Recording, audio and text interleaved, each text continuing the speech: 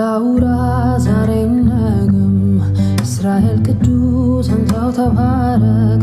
ብዙ ስራዬን ሰርተሃል አመልክ ዘንድ ይገባኛል። የቱን ጀምሬ የቱን ልተወው? ይሄ ጌታ ለኔ ያደረገውን ሳስበው ከቁጥር በላይ ነው። ለኔ ሆነውን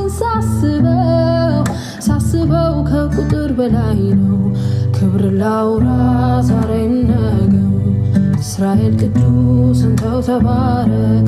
ብዙ ስራዬን ሰርተሃል አመልክ ዘንድ ይገባኛል። ክብር ላውራ ዛሬም ነገም እስራኤል ቅዱስ አንተው ተባረክ።